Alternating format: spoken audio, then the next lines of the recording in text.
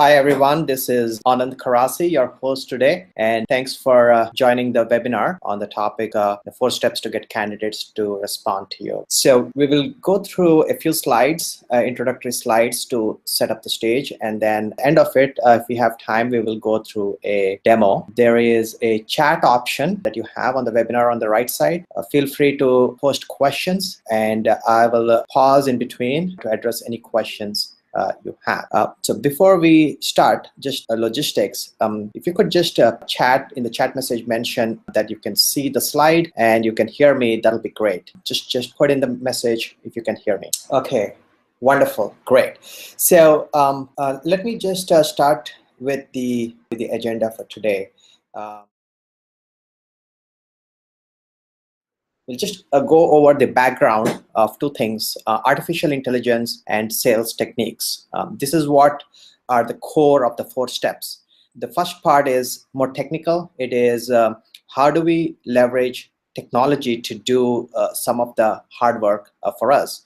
And then the second part is the sales techniques, which is what do we as recruiters need to do to get the candidates to respond to us, and what are the lessons we can take from sales, enterprise sales, and apply them to get the candidates to respond.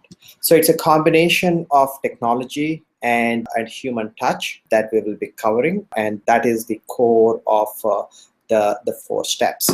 And of course, we'll go through the 4 steps, and then we'll see the practical implementation of these 4 steps so we can actually make it work for you.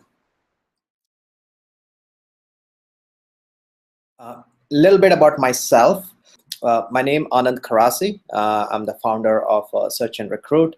I'm a technical person by background. I graduated from MIT and IIT.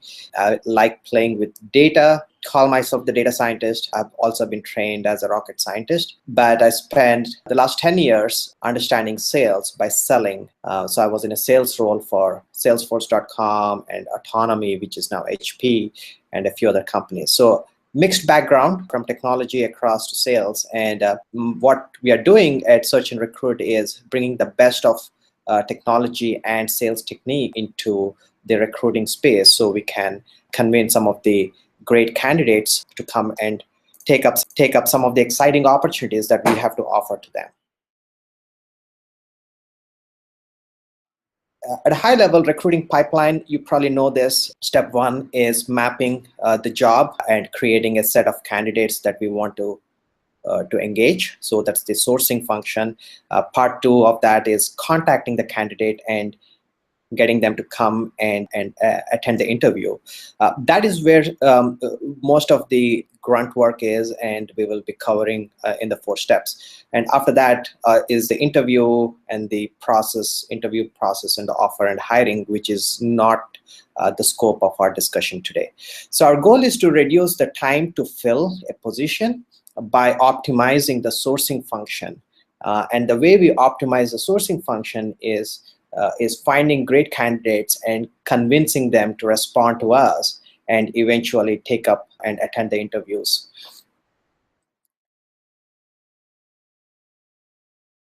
So why is it important? Because we're a bunch of data scientists. We had to do this poll. So we polled a few recruiters and asked them how important is it to find great candidates and get them lined up for interviews. I know it looks like an obvious question, but we had to do this to see if it is an important metric. Is it number in the top 3? How important is it? And not necessarily the most important metric, but it is definitely in the top 3. At least 80% of the recruiters we interviewed said it is one of the top 3 things for them. And then we went to work. And we said, okay, how can we use artificial intelligence to help solve this problem? How can we get technology to get more great candidates to come and attend interviews, right? So a brief introduction, what is artificial intelligence? I mean, there is a lot of terminology out there. But it's very simple definition is it's a machine that is learning. It is learning all the time. That is in a nutshell what artificial intelligence is. You may have come across it. 1997, Gary Kasparov, the top chess player, got defeated by a machine because the Deep Blue from IBM, it learned how to play chess. It is learning. It knows the chess moves. Not too far in the future, we will see automatic driven cars. Google is working on them, so is Tesla and Uber and everybody else. So we will have driverless cars or self-driven cars very soon. And of course, Google, we use it every day. It is learning what people are searching for, what people like when they search and find the results. And from that, it figures out what's the best results to present. And it is one of the top companies. So that happened in 2009. So this concept of machine learning and helping us has been there, and it is only getting better. Now the question is, if machines can learn and do all of these things, why can't they find the best candidate for my job? So what we did was we took 300 million resumes with an average of 20 years of experience on each one of them. That roughly translates to about 1 billion jobs across the world, 6 billion man years of experience, and spanning about 20 million businesses. And then we've looked at the global, national, local economies at over the last 20 years, or actually the last 40 years, and combined all of this to figure out, why do people change jobs? When do they change jobs? What triggers them to change jobs? And with 6 billion man years of data, of experience data, is what our algorithms are learning from. Then this is worldwide. About 1/3 of this is in the United States. And after it learns, we ask it some basic questions. Is this candidate likely to change jobs now? Is this candidate a star performer?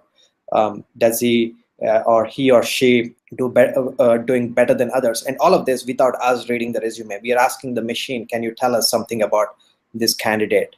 Is this candidate a fast learner? We have some skills gap between this person and the job description that we have, but is this person a fast learner? So maybe we fill the position and then this person learns, and then more. If this person takes the job, how long is he or she going to stay in that job, right? So we have a whole bunch of questions we are asking this machine, and it is giving us some pretty good answers, given that we have put in pretty much the entire world's resume database into it. So what does that mean? What it means is that for us in the recruiting field, we have an artificial intelligence tool.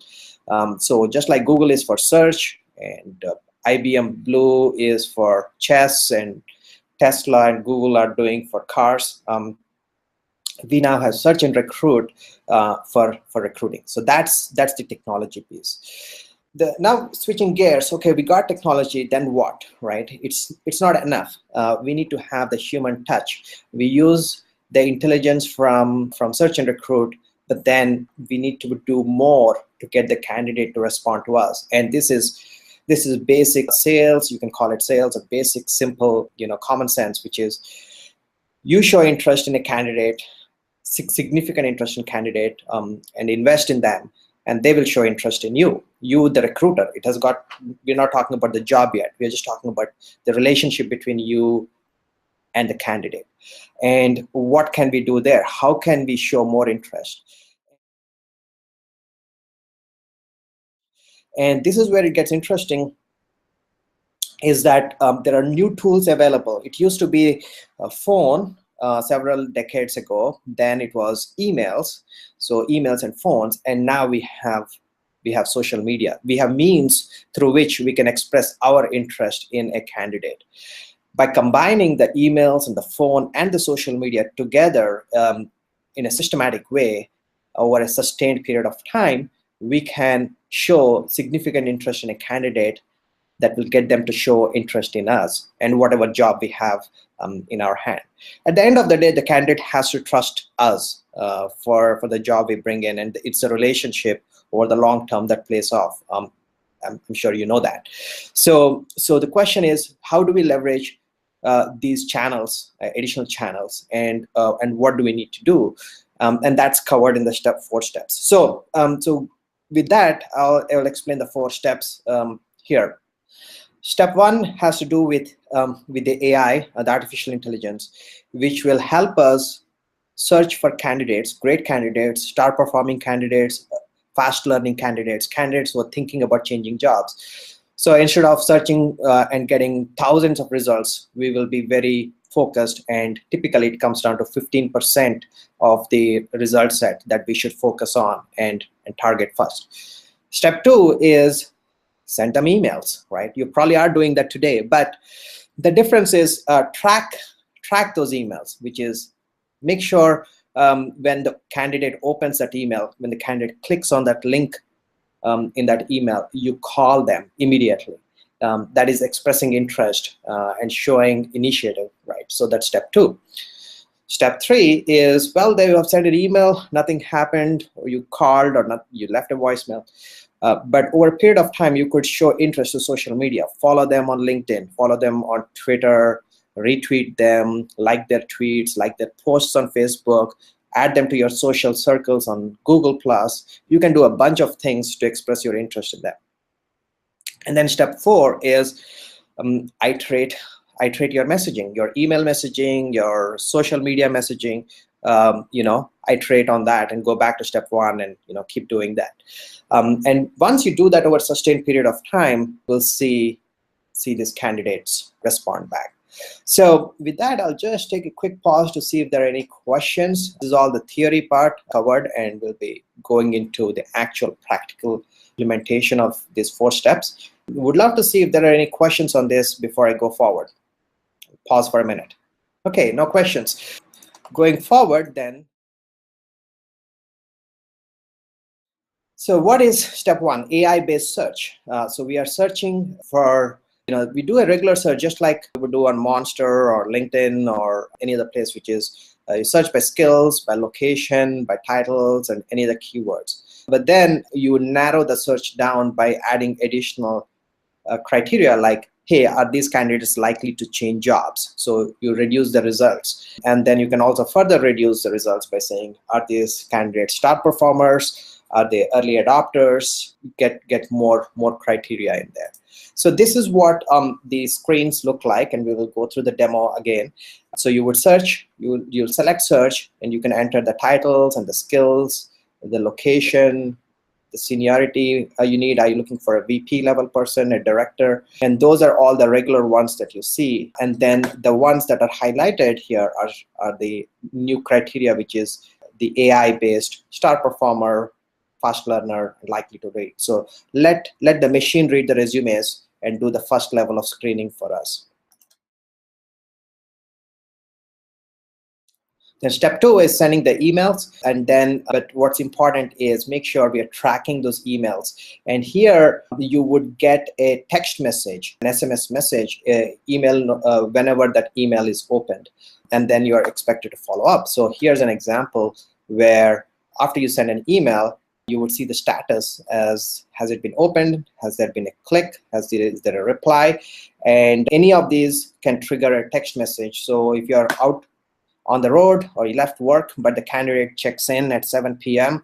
and they open the email, you would get a text notification.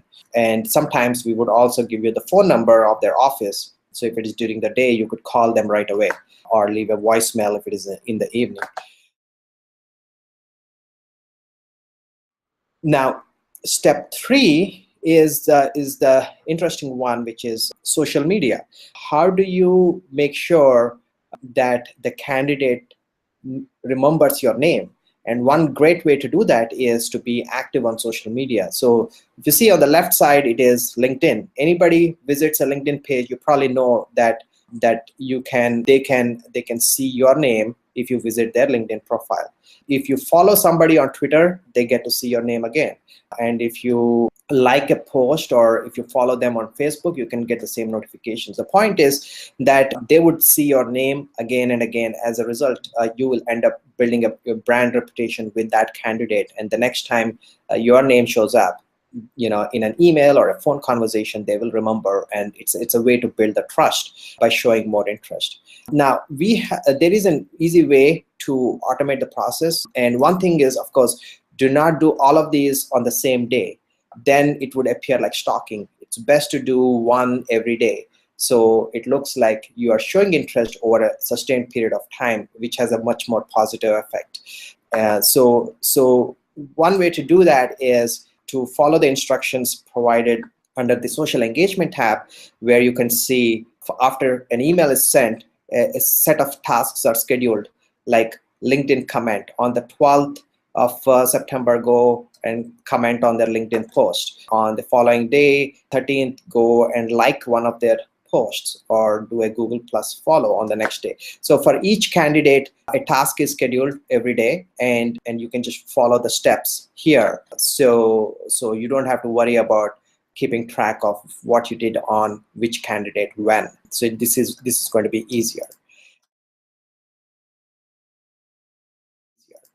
And then the last step is iterating on A/B testing of the messages. So this is where you would see you can create email templates. You can see for each job, you can create multiple email templates and see which subject line is resonating. So you can see the open rates. You had sent, like, say, 50 emails or 100 emails.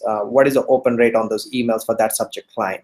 For the content within that email, what is the click-through rate? So you can do an A/B testing to see which of your messages is resonating, and you can improve on the content and the subject line of your email, so you can get better responses.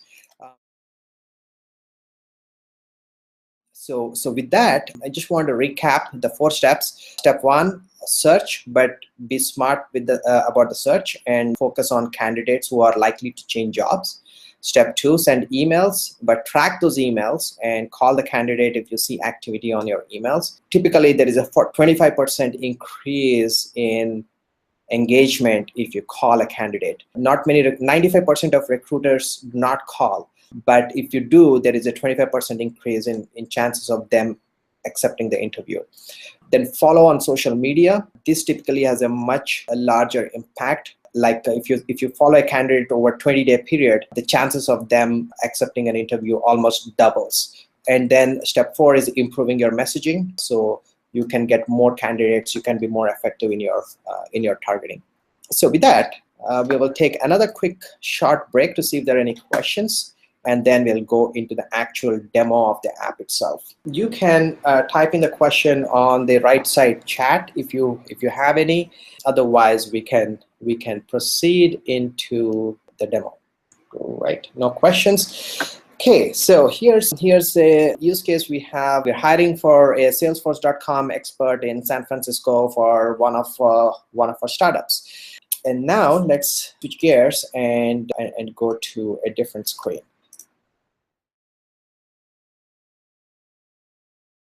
Okay, you are watching the app on Search and Recruit. So the way to get to this app is very simply, if you have signed up already, that's great. If not, you can go to searchandrecruit.com and then you can sign in. Here you have an option to create an account. This is a free account, does not require a credit card. With a free account, you will be able to send 100 emails to candidates that you find at no cost, and then after that, you need to sign up for the paid engagement, the paid account. So I'm going to log into my enterprise account. It gives me a good number of credits. Here you can see there are 900 credits. 1 credit results in 1 email that is successfully delivered. So you get to use credits only when you send emails. The search is free. Finding the candidates is free. It's only when you send emails is when you end up consuming the credits. So going back to our job, a Salesforce expert. So we say show us all the candidates with Salesforce experience in San Francisco, and let's say we're looking for 4 to 6 years of experience, right? And let's just run this search, right? So if we were to search on any other system or with us, you get about 2,925 results. That's how many candidates we have with a job experience of 4 to 6 years in San Francisco with that skill, Salesforce.com. Now, obviously, so let's just look at a few of the candidates here. So we have Brendan Wong, we have people with different titles, and then you can see here on the right side, likely to leave. So Brendan is a long timer. Sebastian Mook is probably likely to leave, and then we have Brianna Smikowski, likely to stay because she's probably in the middle of a project. And then you can see long timers. Long timers, a little bit difficult to get them because they're probably settled in, and it takes more convincing for them to leave the job. So we'll focus on likely to leave. So this is where we talk about increasing our focus and being smart about the search. Is now select likely to leave, and then if you search, the search results gets narrowed down typically to about 15%. So now we have 392 candidates to focus on. So from 2,900 odd candidates, we've got down to 392 candidates. So these are candidates that are predicted to leave in the immediate future, and the ones that we should focus on. Now, we can further narrow the results down to saying, show me only candidates so that are star performers. So let's see, to 392, let's just focus only on star performing candidates. Star performing candidates are ones that we think have done very well in the past. So either they've been to good schools, have worked for big companies, good companies, have demonstrated a great traction in their career, or have worked on cool projects. So we also know what they work on, what kind of projects they work on. So let's look at, so now we are down to 12. So 12 candidates are star performers who are likely to leave, and these are the ones we should look at. And you can see there are the people at Marketo, Box, SkyCure. These are all companies that are interesting. So let's just pick, let's say, pick the first one, Arash Yasavalian. Arash Yasavalian is an architect, solutions architect at Marketo. He's had about 5 years of experience, so we said 4 to 5. And then let's see, we have emails. So we can contact Arash at his Marketo email or his Gmail. Let's suggest we go for the Gmail. And then we can select a template.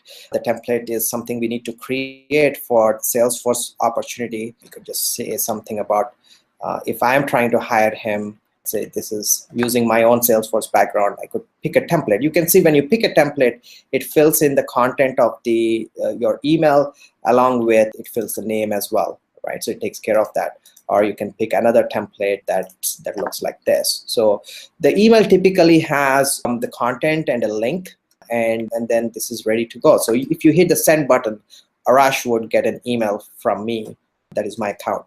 There are a few more things I want to show you here that are interesting. One, you can always look at the LinkedIn account of Arash. So that LinkedIn icon, if you click it, this is him. And then the next one is Facebook. So this is Arash's Facebook account. So and then there is Google Plus. So we don't have Arash's Twitter account, but you can always add, if you have any notes, you can add notes here. If you find Arash's Twitter account, it could be, at Arash. If you, let's say you find it, and you can keep that handy. And then, so those are some of the things that you could do. Of course, you can mouse over and see a quick peek at his resume. What are the things that he has done before you send the email? So until this point, there is no cost. It's only when you start hit the send button is when 1 credit gets charged. Before you hit the send button, there is also a little bit more information. We say response likelihood slightly less than average. So if the average response rate is X, Arash is going to be probably a little bit less than average in his likelihood of responding. So typically when you have lower response likelihood, you want to really personalize the email and put a little bit more effort here. Not just a cookie cutter template, but you want to say why Arash should look at this job, and kind of customize your offering or your position to him and his background if the response likelihood is very low. If that response likelihood is really good, a template should just do fine, and you can move forward with the send. You can also ask for recommendations, like you hit this review button here. the system will give you some feedback in terms of how you can improve the email.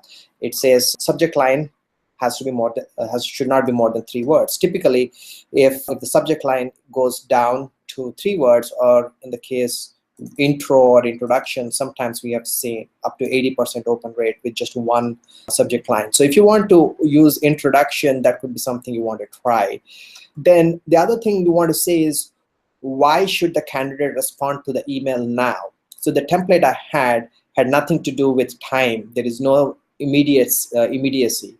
So if you're working with a company that is pre-IPO, or there is an urgent need, or something that you can mention that is sensitive, that if the candidate does not respond now, they're losing a great opportunity. It's important to mention that. So the system picked up that the email does not have any time mentioned.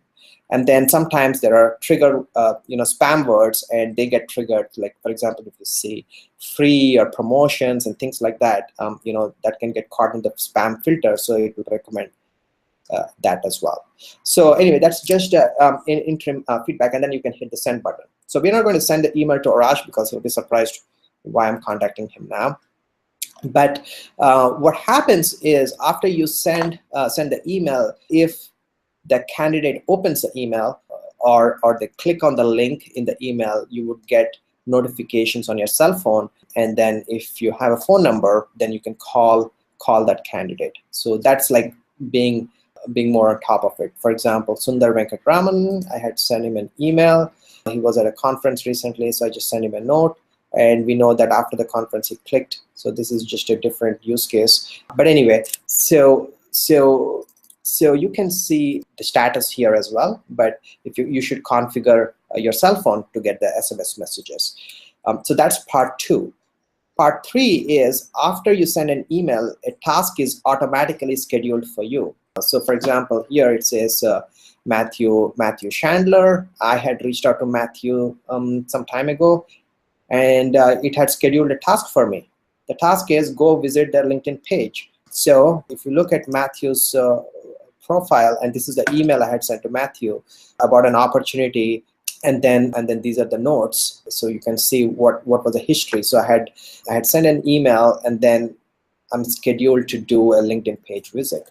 So what you would do is just follow the instruction here and click on the LinkedIn page visit. So automatically, you don't have to look for or hunt for the LinkedIn ID. It actually lands you right there on the LinkedIn page. So you're done. You can just complete. This task is complete now. So like that, you can continue going down, and it has a whole bunch of other tasks that it schedules following this. Now, given Matthew has all the social media, so there will be about 20 different tasks that it can schedule. So the next one it schedules is Twitter follow. It's saying do the Twitter follow, but do it tomorrow. Don't do it today, because if you do it today, it will look like stalking. So you want to do it one every day. So LinkedIn page visit is completed. The next task is Twitter follow. That's what's scheduled for tomorrow. So it goes in a sequence, and it is over a period of 20 days. Matthew will know your first name and know that you're a recruiter. You had sent an email, and you're showing interest, right? It's psychologically, Matthew is going to be obligated to respond in a nice way, and then you can have a conversation. Hey, Matthew, what are you looking for? What can we do to help you? And if not this position, maybe the next one, right? It's about building the relationship. The 4th step is the email templates. The email templates are, you can create a new template. You can always type in a subject line and a content, and then you can see how many emails have been delivered for that template, what's the open rate been. So AI predicts your new job. It seems to work. People are curious, and this is probably a test one. Ignore that. But then, so this is another one. We send only 54, but that's another subject line that has a great open rate. And then there are some that have a very good click-through rate, right? So it depends on the content. So positions at Search and Recruit, I've been using it for demo, but there are others like account exec for Search and Recruit. So we are using this for our own recruiting, partly testing and using our system for our own recruiting. So you will see some of our job postings as well. So that's step 4. And you can iterate on this. You can create different subject lines, different content to make sure your open rates and click-through rates are increasing. And then the other point I wanted to make is that when you send an email, it will go from you. There is no interim branding. There is no search and recruit, nothing. It'll go as if the email went from your mailbox to them, and when they reply, the reply comes to you. We are not in the loop. If the candidate responds, you get the reply, and you can manage a relationship from there on. Our job is to get the candidate to respond to you, and once we are done, we go back and keep working on all these other technologies to continue to increase the candidate respond back to you. That's our offering, which is the AI technology. With that, we have covered a majority of the demo, and in the interest of time, I would like to take the questions, and I have some questions. So the first question is, where are you getting the resumes? Yes, the good question. So we are, any resume that's out there in the public cloud, so those are being collected, are being crawled. So that's one source.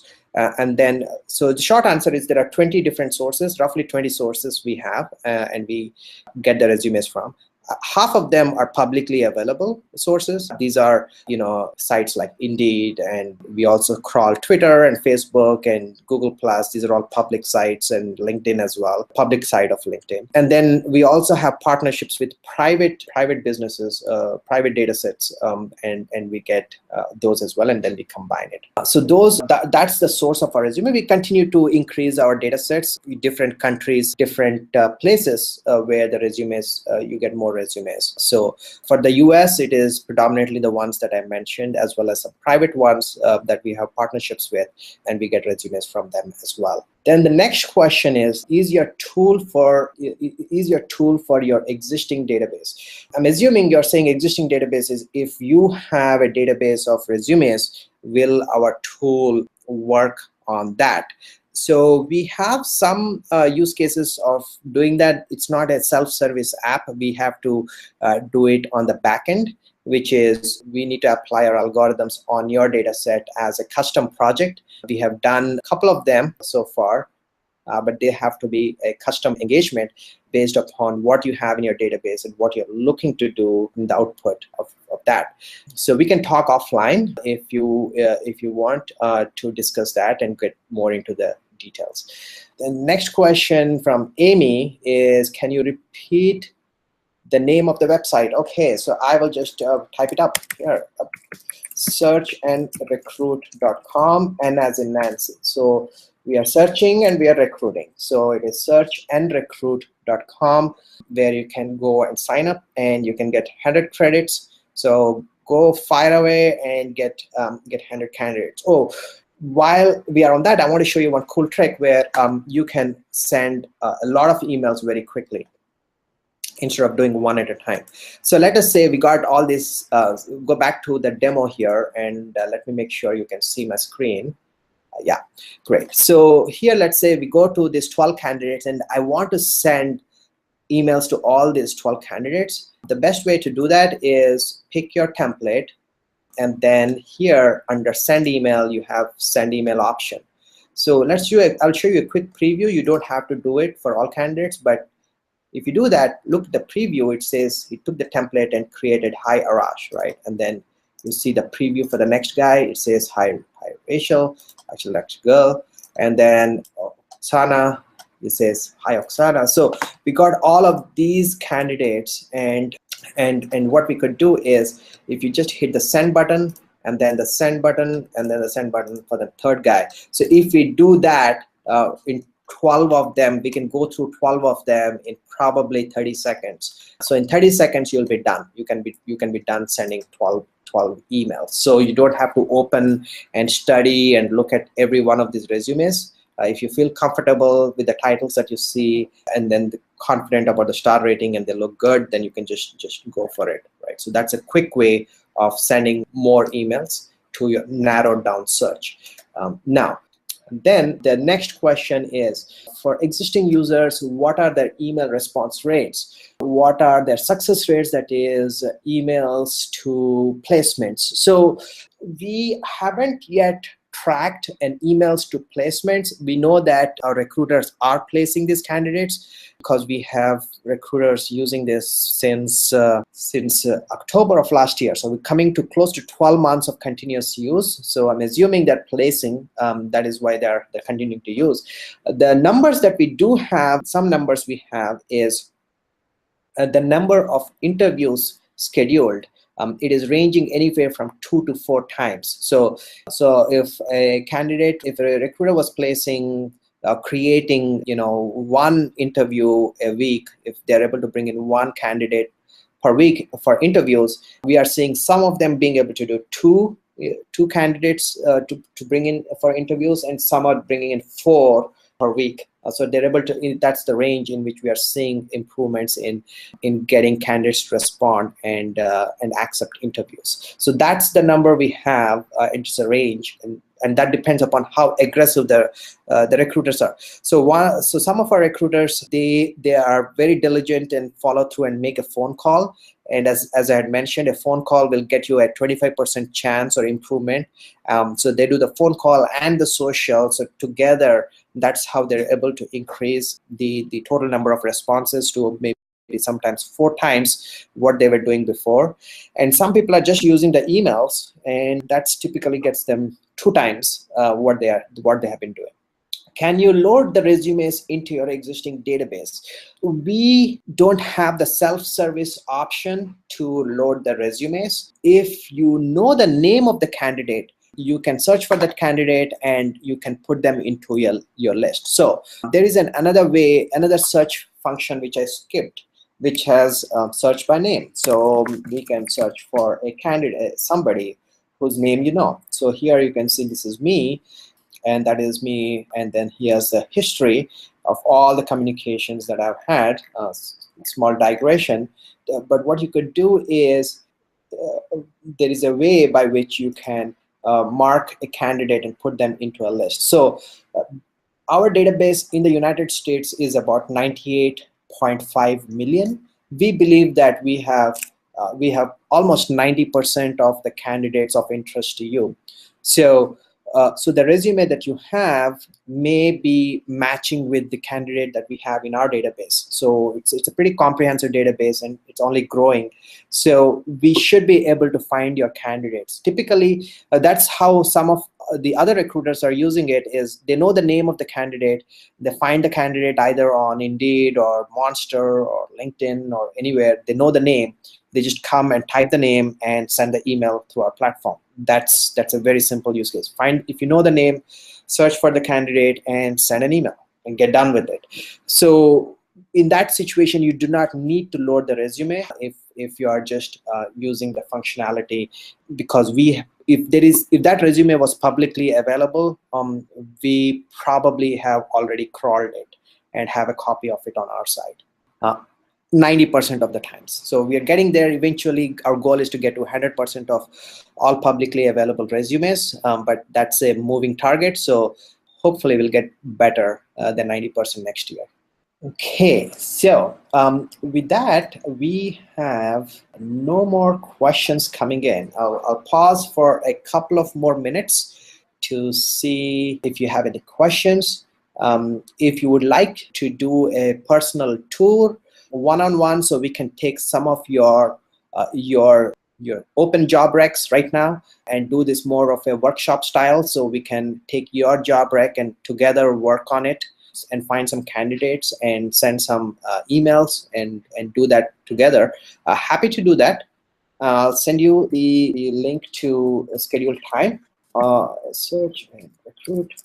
And yes, so this is the calendly.com site where my calendar is available. So if you are interested in doing a live session with one of your job openings, happy to spend some time and do it hands-on. So we can send some emails and walk through the opens and click-throughs and your SMS, things like that. Oh yeah, the fee schedule. The next question, Joanne, is what does it cost? So So you get 100 credits to start with, no charge. And once you are done using those 100 credits, which is charged only when we are successfully delivered. So what we mean by that is, if there is a bounce, sometimes the emails bounce. What happens is, when an email bounces, we go into multiple delivery mode. So for example, some candidates will have multiple emails. Let me just go back to the search so I can show you. For example, this is me, and these are all the emails that I have. So we start with probably the university email, and then if it bounces, then the system automatically goes to the next email. And if that bounces, it keeps doing that, or it will take care of bouncing and trying to deliver it to the next alternative email. If ultimately we fail and the email never gets delivered, there is no charge. The credit gets back into your account. It's only when the email is successfully delivered and we have, you will get a delivery notification as well. It's only when that happens you would get charged. Now, if once you're done using your credits, you can upgrade to a professional. This is our most popular one. Professional edition will get you 100 credits. So you can send 100 emails for $100 a month. So it ends up being roughly $1 per email. And with that, you get unlimited searches, unlimited profile views, and we have a bunch of other features like recommended profiles, and we will get into all of that in later, SMS notifications. And then we also have another functionality, which is a mass email functionality. It is limited. I will show that to you in a second. And of course, you get support, chat, and email support. But the net of it is roughly boils down to be about $1 per email that is successfully delivered to a candidate, in addition to all the functionality, right? And then so if you go over the credits, then additional charges are, if you go over 100 at times, you might have an open job rec, and you need to really crank it up. It costs $2 for every additional email. And if you are really going into larger numbers, we should probably talk a bigger agreement where we can provide you discounts under an ELA that is yearly payment. These are just monthly payments. $100 is your monthly payments. But if you're finding value and you're sending a lot of emails and a large number of your colleagues are also involved, then we can discuss an ELA, which will get you a much lower price solution. One other thing I did want to mention was that this tool can be used by all your colleagues and together. And if any one of them sends an email, it will show up in the system. So it will caution you that there was an activity before you engage a candidate. If any one of your colleagues engages the candidate by email, or they have done something on social media, then you get a notification in the history section where you can say who from your company, here's a domain, who from your company engaged with that candidate, when, what happened, what email did they send, was the email viewed, was the link clicked, on what date, or what was the activity of that date, and you would see all the history. So you're not stepping on each other's toes if you're both working on similar open recs, or if they had contacted a candidate and then they want to continue that, or maybe they can help you with an introduction since they already have a relationship there. So you can see some of that in the historical activity. Great. We have a few more minutes before the end of the call. We have another 10 more minutes. If you have any questions, you can type it up in the chat window. I'm going to be around for another few minutes, and if not, we can wrap it up. Okay. Looks like there are no more questions. Thank you very much for joining this webinar on the 4 steps to get great candidates to respond to you. I hope this was useful. I would love to get any feedback you have for me. I'm going to add my email here, and then if you have any questions, you can reach out to us. Do try the free trial. You will get chat support on that if you have any questions, or let us know, and we can also schedule a time to work on one of your recs with you. Have a great day. Bye-bye.